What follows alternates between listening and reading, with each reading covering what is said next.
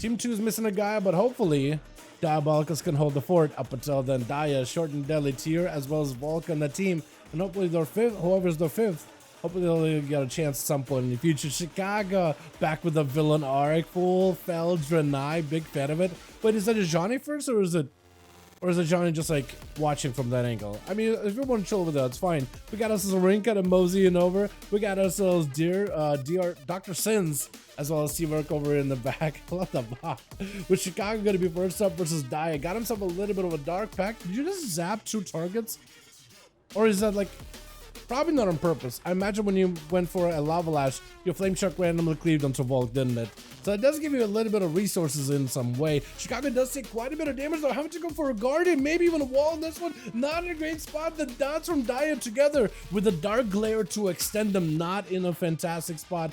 Kind of like in a rough area, to be honest, but trying to see if they can turn it around onto Diabolicals. Able to recover a little bit of health. Still rotting down to the dots, which are doing quite a number on you right now. What is happening? Dia trying to see if he can maybe swing a few real quickly. Mortal Coil on to follow, just to amplify these dots. Chicago may be just dead and gone. Burrow for a second, but the dots are still in, even if you're on the ground. Trying to go for a heal last second with a wall. Oh my goodness, the affliction damage. Oh, as he ports right over, just to interrupt you right in your face.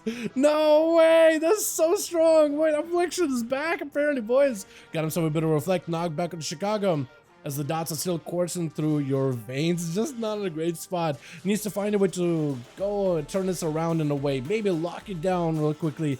And then try to see if he can just overpower you with a big damage. Going to be a hunt out of Diabolicals. Trying to see if he can keep the pressure going into Chicago. But Chicago needs heals, but them Shadow Bolts though are doing quite a number. Every time you get a random bolt proc, that seems to do a lot of damage. Just a nice little punchy burst out of left field.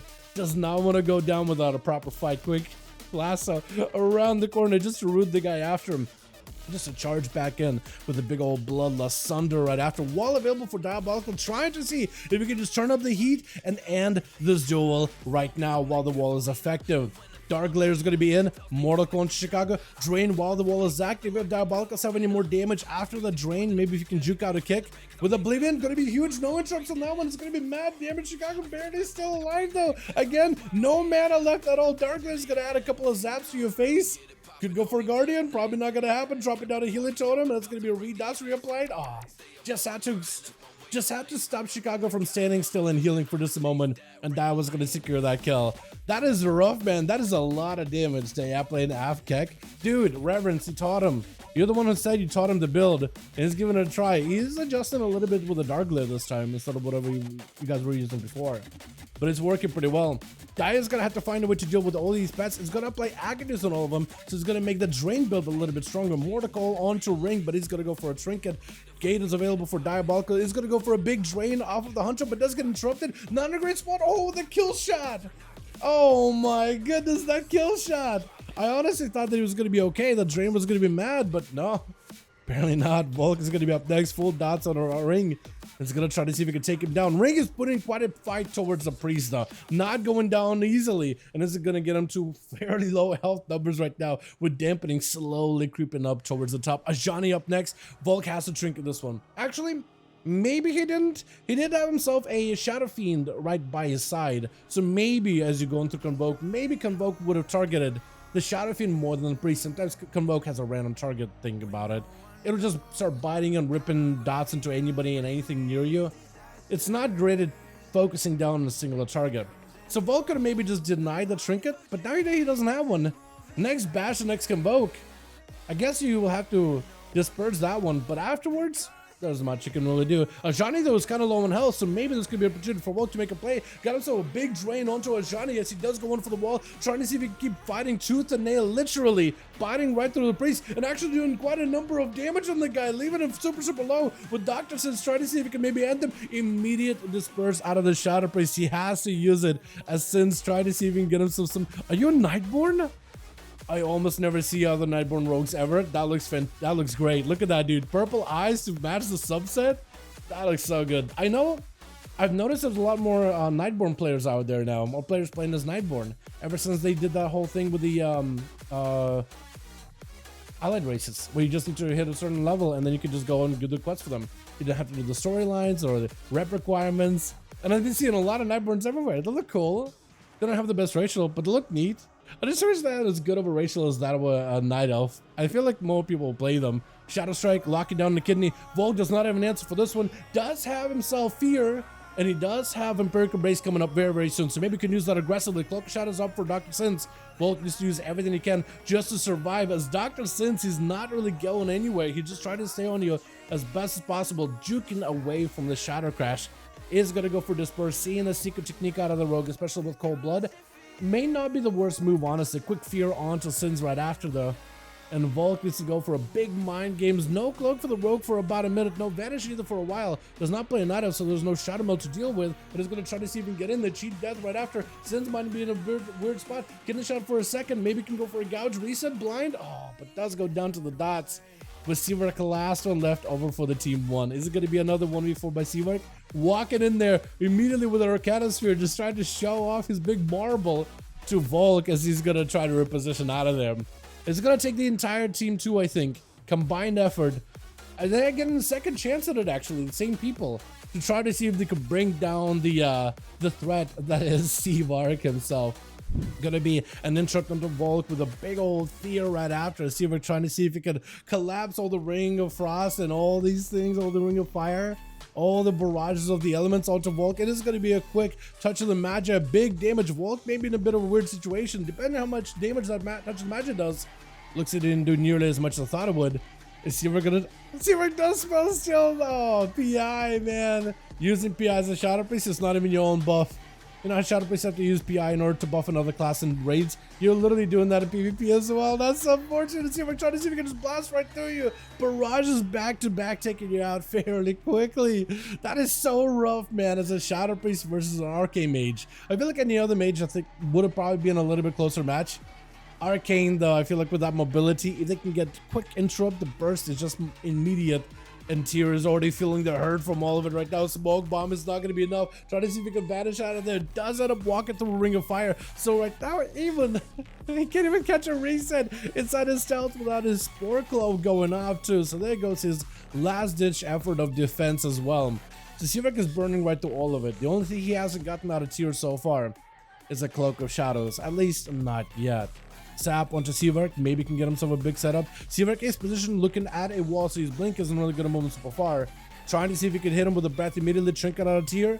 Big secret technique does hit Seawork, but he has himself the recovery with a prismatic barrier, which is going to heal him. As long as he put up a barrier, depending on the damage he takes, he'll re-heal a good portion of it.